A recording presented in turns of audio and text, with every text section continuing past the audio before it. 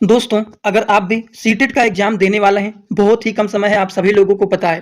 तो आज की इस वीडियो में आप सभी लोगों को सारे के सारे ऐसे टैग वर्ड के बारे में बताने वाला हूं और इसी ही टैग वर्ड के बेसिस पर आप लोगों को बहुत सारे क्वेश्चन को यहां पर कराने वाला हूं।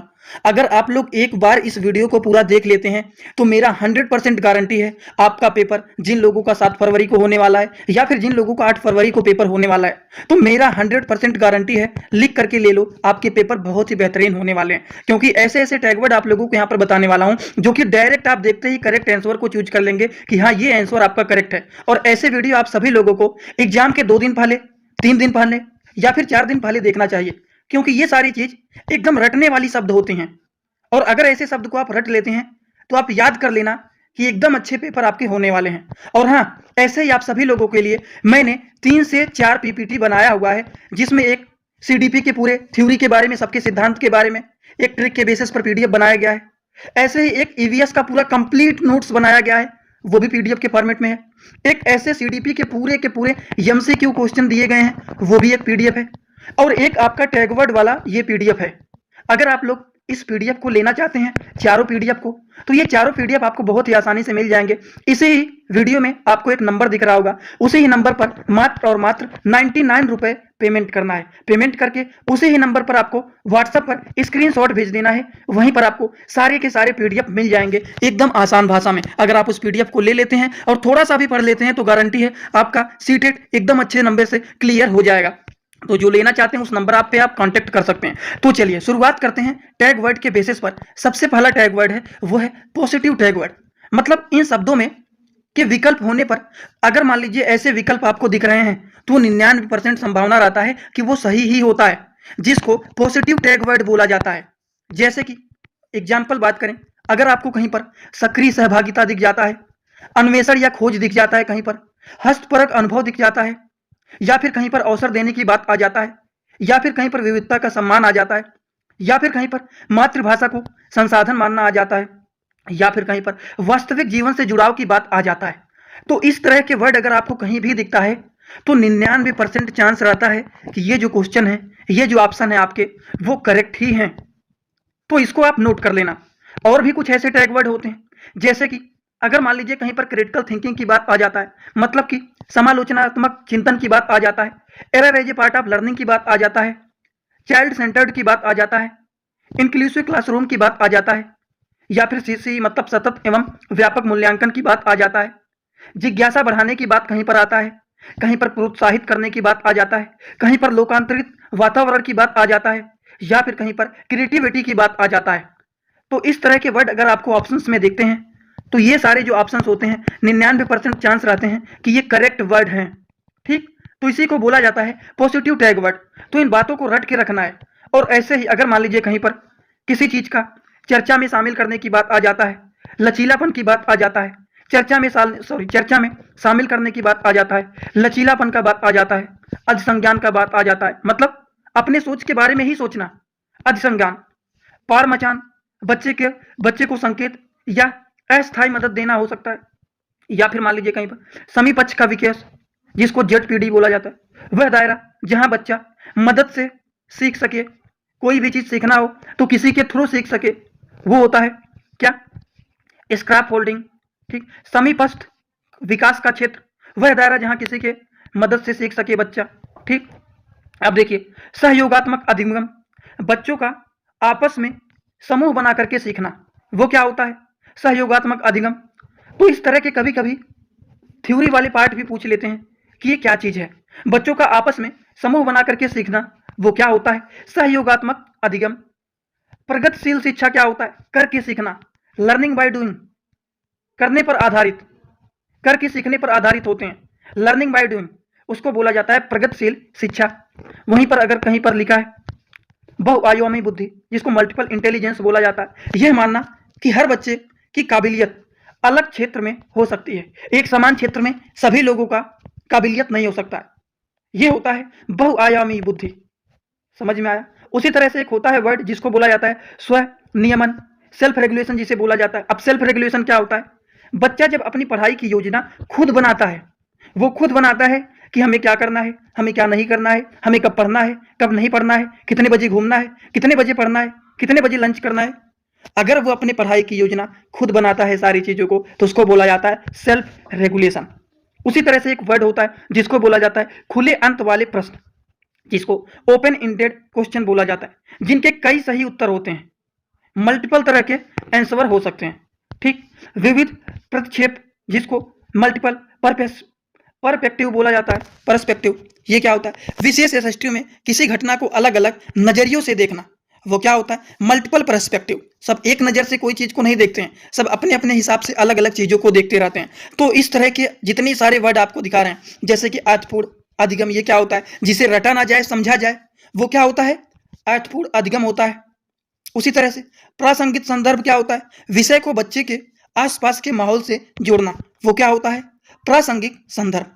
हस्तप्रत गतिविधियां क्या होता है, शरीर और दिमाग दोनों का इस्तेमाल करके सीखना, वो क्या होता है हस्तपरक गतिविधियां। तो दोस्तों, अभी तक आप लोगों को जितने सारे वर्ड के बारे में बताएं, जैसे कहीं पर भी हस्तपरक गतिविधियां, सॉरी, अगर मान लीजिए आपको कहीं पर हस्तपरक गतिविधियां, अर्थपूर्ण अधिगम कहीं पर दिख जाए, या फिर स्व नियमन दिख जाए, बहुआयामी बुद्धि दिख जाए, प्रगतिशील शिक्षा दिख जाए, सहयोगात्मक अधिगम दिख जाए, या फिर जेडपीटी दिखाई दे दे, पारमचान दिखाई दे दे, अधिसंज्ञान दिखाई दे दे, लचीलापन दिखाई दे दे, चर्चा में शामिल करना दिखाई दे दे, सृजनात्मक दिखाई दे दे, लोकतांत्रिक वातावरण दिखाई दे दे, प्रोत्साहित करना दिखाई दे दे, कहीं जिज्ञासा की बात आ जाता है, सतत एवं व्यापक मूल्यांकन की बात आ जाता है, समावेशी कक्षा शिक्षा की बात आ जाता है, बाल केंद्रित की बात आ जाता है, त्रुटियों सीखने का हिस्सा कहीं पर आ जाता है, समालोचनात्मक चिंतन की बात आ जाता है, जिसको क्रिटिकल थिंकिंग बोला जाता है, वास्तविक जीवन से जुड़ाव के बारे में अगर कहीं पर बात आ जाता है, मातृभाषा को संसाधन मानना की बात आ जाता है, विविधता का सम्मान का बात आ जाता है, अवसर देने की बात आ जाता है, हस्तपरक की बात आ जाता है, अवशेषण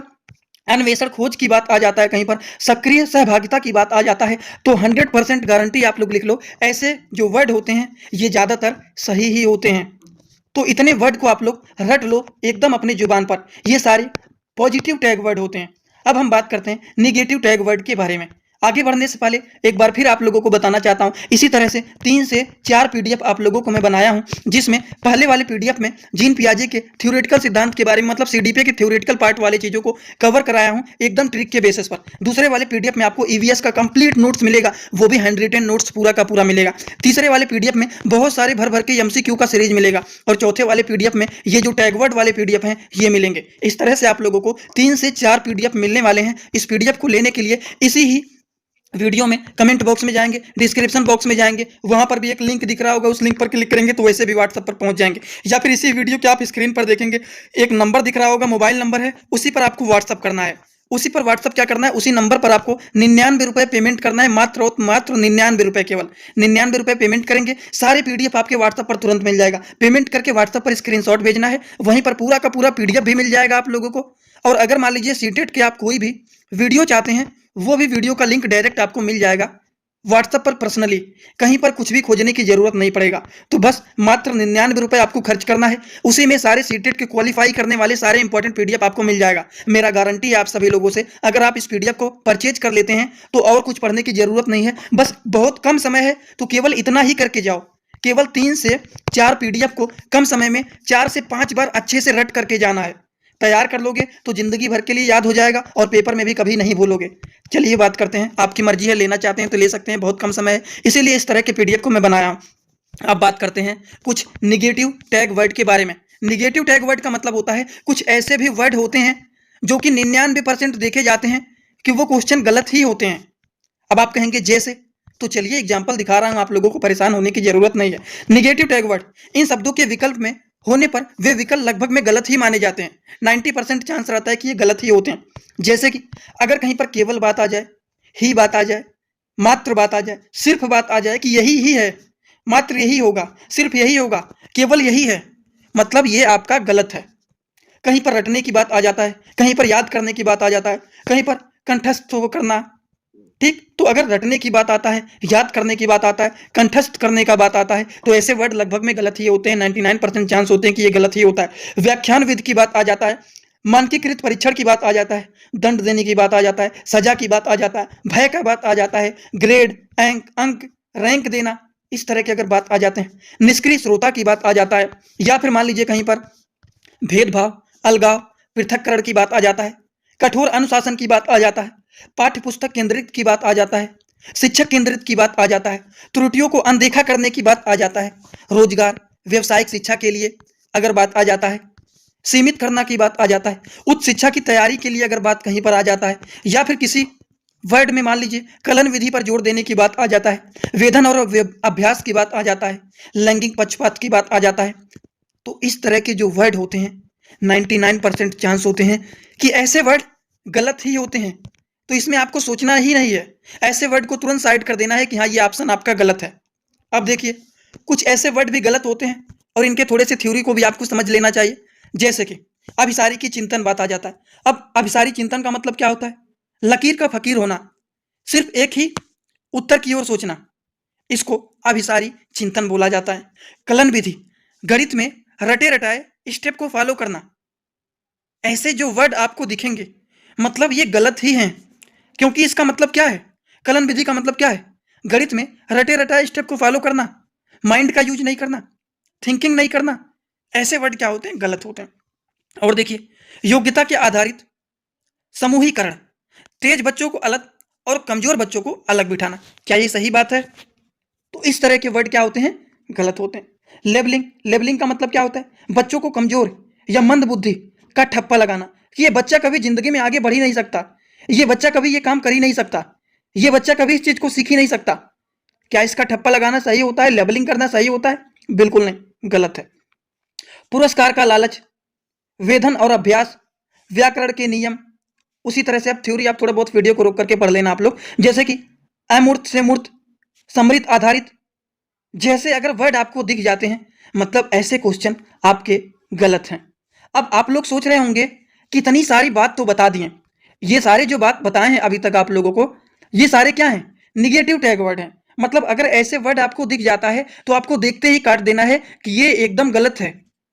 क्या है? गलत है, क्योंकि हमें पता है कि ऐसे टैग वर्ड सही नहीं होते हैं। अब आप कहेंगे हम कैसे मान लें कि एग्जाम में इस तरह के क्वेश्चन आएंगे? तो 100% आपने सही बोला कि हाँ सही बात है, हम कैसे मान लें कि ऐसे क्वेश्चन आएंगे? बिल्कुल आपको नहीं मानना है, आपको हमारे ऊपर विश्वास नहीं है तो चलिए अब एमसीक्यू भी कराएंगे आप लोगों को। अब आपको कुछ एमसीक्यू भी कराएंगे जिसे देख करके आपको बताना है कि ये सही है कि गलत है। देखिए सबसे पहला क्वेश्चन, थोड़ा सा आप लोग समय लीजिए और वीडियो को रोक करके पहले पढ़ने की कोशिश करिए। देखिए यहाँ पर क्या बातें लिखी गई हैं, क्या चीज लिखा गया है। यहाँ पर लिखा गया है एक छात्र एक समस्या को हल करने के बाद यह देख रहा है कि उसमें उसने कौन सी रणनीति अपनाई और क्या वह प्रभावी थी। वह छात्र किसका उपयोग कर रहा है? अनुशासन का चिंता करेगा नहीं, अभिसारी चिंतन होगा नहीं, रट कर याद करने की बात किया नहीं जा रहा है यहाँ पर। तो पॉजिटिव टैग वर्ड में अधिसंज्ञान था कि नहीं था? जल्दी बताइए आप लोग, अधिसंज्ञान कौन सा टैग वर्ड है? पॉजिटिव टैग वर्ड है। तो देखते ही आपको टिक लगा देना है कि हम तो कंफ्यूज ही नहीं होंगे, क्योंकि हमने टैग वर्ड को पढ़ा है और अधिसंज्ञान जो है ये क्या है? पॉजिटिव टैग वर्ड है। अब कुछ लोग होंगे कहाँ बताए हैं आपने पॉजिटिव टैग वर्ड में इस नाम को? आपने तो शायद नहीं बताया है। कौन कह रहा है ऐसा कि मैंने नहीं बताया? अभी जस्ट बताया हूं मैं।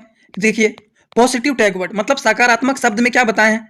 सक्रिय सहभागिता, अन्वेषण, खोज, हस्तप्रत अनुभव, अवसर देने की बात आ जाए, विविधता का सम्मान, मातृभाषा, वास्तविक जीवन से जुड़ाव, समालोचनात्मक, त्रुटियों से सीखना, बाल केंद्रित, समावेशित, सतत, जिज्ञासा, प्रोत्साहित करना, लोकतांत्रिक वातावरण, सृजनात्मक, चर्चा शामिल करना, लचीलापन, अधिसंज्ञान, अपनी ही सोच के बारे में सोचना, क्या होता है? अधिसंज्ञान। क्या है ये? पॉजिटिव टैग वर्ड है। मतलब हमें सोचना ही नहीं है, हम ऐसे वर्ड को तुरंत करेक्ट लगा देंगे, इसमें कुछ सोचना ही नहीं है। ऐसे एग्जाम में अगर 1 मिनट में एक क्वेश्चन को करना है तो आप 2 सेकंड में देखते ही ऑप्शन को ही मार दोगे टिक कि हाँ ये क्वेश्चन सही है। ऐसे ही आपके लिए मैं पीपीटी बनाया हूं, अगर उसको परचेज कर लेते हैं, मात्र 99 रुपए खर्चा करना है आपको। अगर आप उसको परचेज कर लेते हैं तो बस मेरा गारंटी है, लिख करके ले लो, आपका क्लियर है एग्जाम। और इससे ज्यादा कुछ नहीं कहूंगा। नंबर दिया गया है स्क्रीन पर, उसी नंबर पर पेमेंट करना है, व्हाट्सएप पर स्क्रीनशॉट भेज देना है, वहीं पर तुरंत आपको पीडीएफ सारे मिल जाएंगे। और भी क्वेश्चन दिखाऊंगा, इतना ही नहीं है केवल। दूसरा क्या है? अगला कीवर्ड क्या है? मानकीकृत। इसका अर्थ क्या होता है? सबके लिए एक जैसा नियम या टेस्ट। यह गलत है, क्योंकि हर बच्चा अलग होता है, सब बच्चे एक समान नहीं होते हैं। ऑप्शन में क्या दिया गया है? मानकीकृत और कठोर, केवल अंक पर आधारित, लचीला और छात्र की जरूरतों के अनुसार, वर्ष के अंत में एक बार इसका सही जवाब क्या होगा? इसका सही जवाब होगा लचीला और छात्र की जरूरतों के अनुसार। आप कहेंगे हमें तो नहीं बताएं ये पॉजिटिव टैग वर्ड में।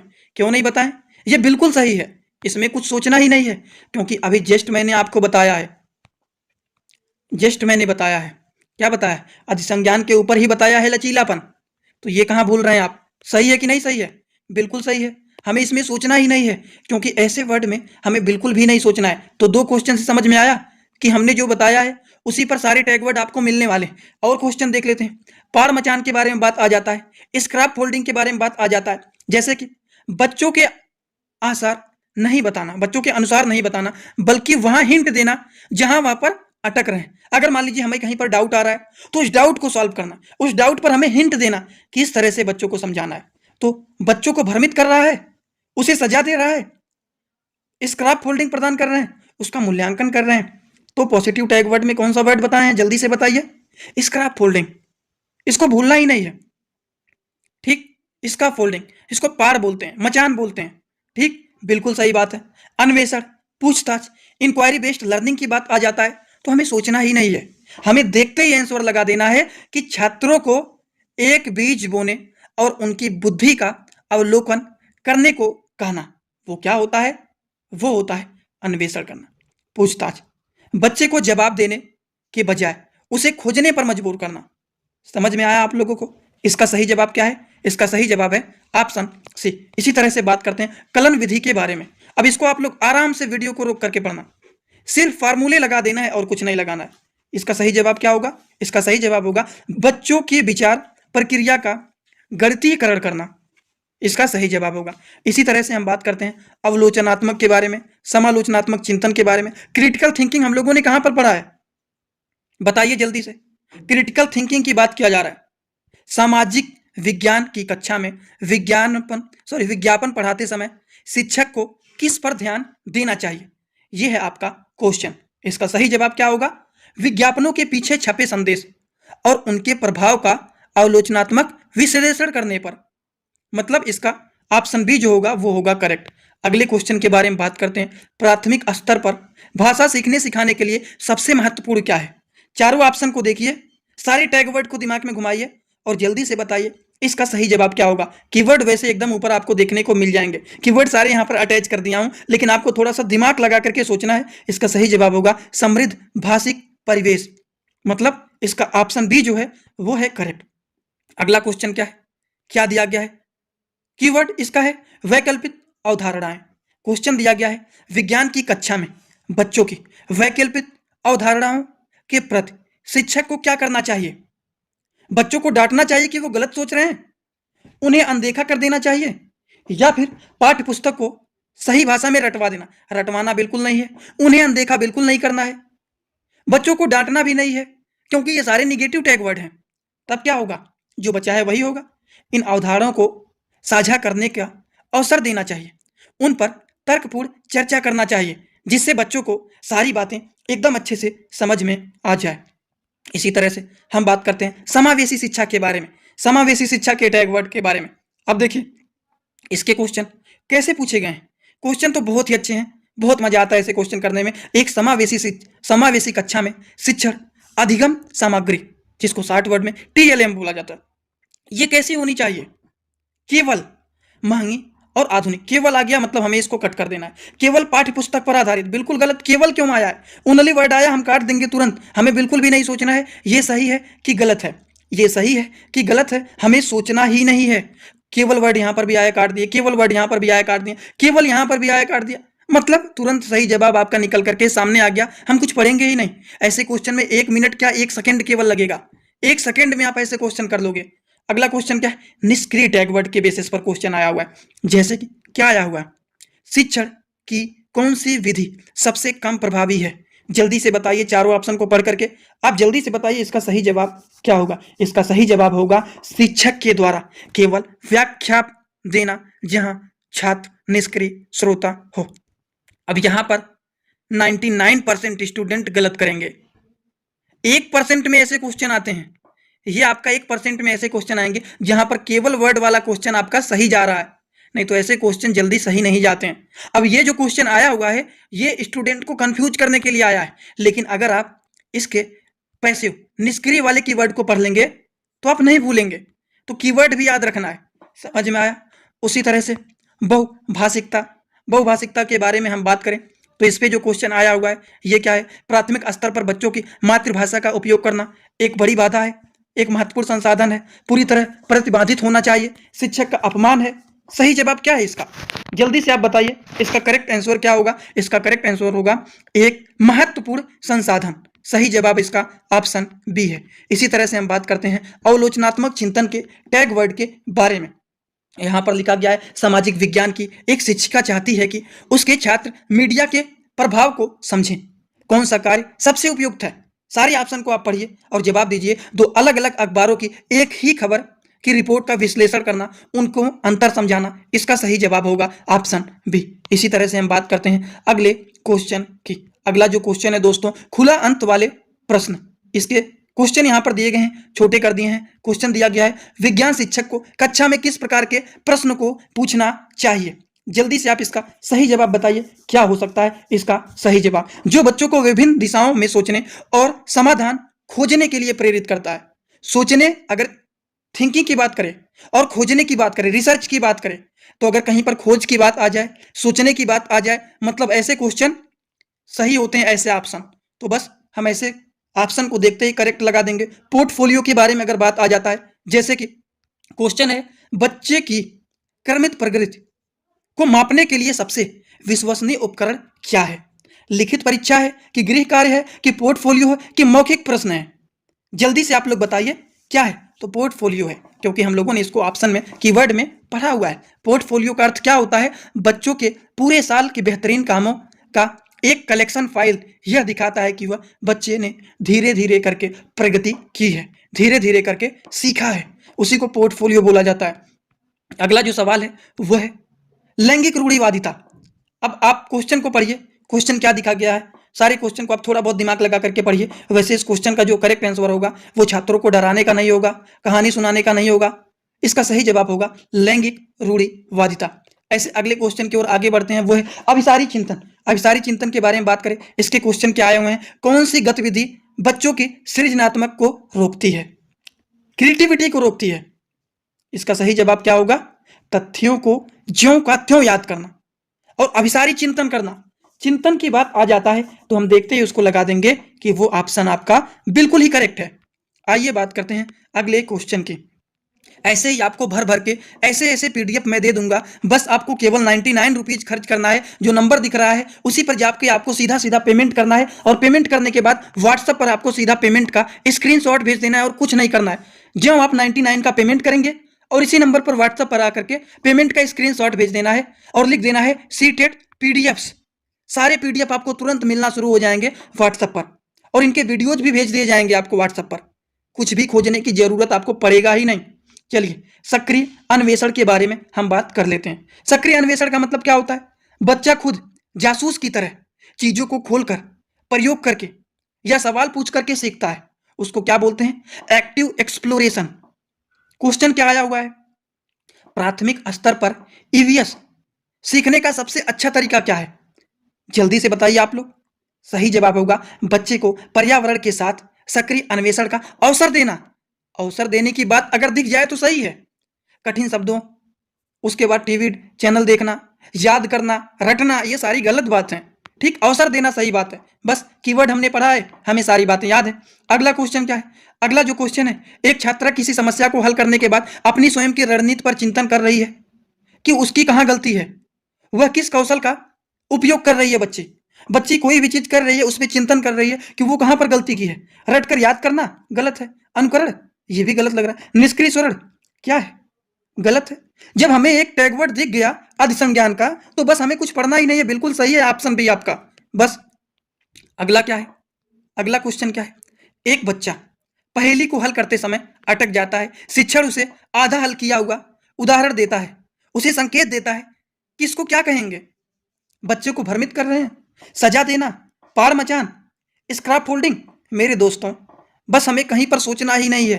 पार मचान, स्क्रैप फोल्डिंग के बारे में अगर बात आ जाता है तो ये सही है और क्यों सोचना हमें? क्योंकि हमें टैग वर्ड याद हो गया है। ठीक, मानकीकृत वाले क्वेश्चन, जैसे कि एक प्रगतिशील कक्षा में मूल्यांकन कैसा होना चाहिए, लचीला, फ्लेक्सिबल के बारे में बात यहाँ पर आ गया है। तो बस क्यों सोचना, और लचीला दिख गया मतलब सही है, इसमें सोचना क्यों है? क्योंकि हमें टैग वर्ड पता है, बस तुरंत मारना है कि ये क्वेश्चन आपका करेक्ट है। और क्यों सोचना, किस लिए सोचना? ऐसे ही मजा आएगा अगर आप पीडीएफ को परचेज कर लेते हैं, बस 3 से 4 पीडीएफ को 10 बार रिवीजन कर लो, क्योंकि 3 ही 4 दिन का समय बचा हुआ है आपके पास।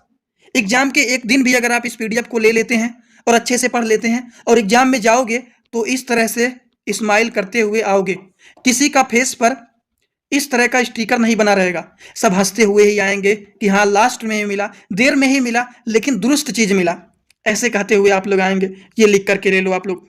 चलिए बात करते हैं अगले क्वेश्चन की। विज्ञान की कक्षा में बच्चों की वैकल्पिक अवधारणाओं के प्रति शिक्षक को क्या करना चाहिए? जल्दी से इसको देखिए और बताइए, इन पर चर्चा करने के अवसर देना। अवसर की अगर बात आ जाता है मतलब ये आपका सही जवाब होगा। ठीक, अब देखिए अगले क्वेश्चन की बात करें। अगला क्वेश्चन क्या है? यह प्राथमिक स्तर पर गणित पढ़ाने का मुख्य उद्देश्य क्या होना चाहिए? क्या होना चाहिए? जल्दी से आप थोड़ा सा दिमाग लगाइए। दिमाग लगाना ही क्यों है? ये टैग दिख रहा है कि नहीं आपको? बच्चे की विचार प्रक्रिया का गणितीकरण करना, समझ में आया? तुरंत सही है ये। उसी तरह से अगले क्वेश्चन की बात करते हैं। कौन सा उपकरण बच्चे की क्रमिक प्रगति का साक्ष्य देता है? क्या देता है? जल्दी से बताइए, इसका सही जवाब क्या होगा? आप लोग बताइए, थोड़ा सा भी बताइए। पोर्टफोलियो दिख रहा है कि नहीं दिख रहा है? तो हमें और क्यों सोचना इधर उधर, जब ये पता है हमें कि ये जो वर्ड है, ये जो टैग वर्ड है, ये करेक्ट ऑप्शन को दर्शाता है, ये पॉजिटिव टैग वर्ड है, तो हमें क्यों सोचना इधर उधर? सही जवाब वही है। अगले क्वेश्चन की ओर आगे बढ़ते हैं। एक समावेशी कक्षा में शिक्षक की सबसे महत्वपूर्ण भूमिका क्या है? सबसे महत्वपूर्ण भूमिका के बारे में पूछा गया है, तो क्या होगा?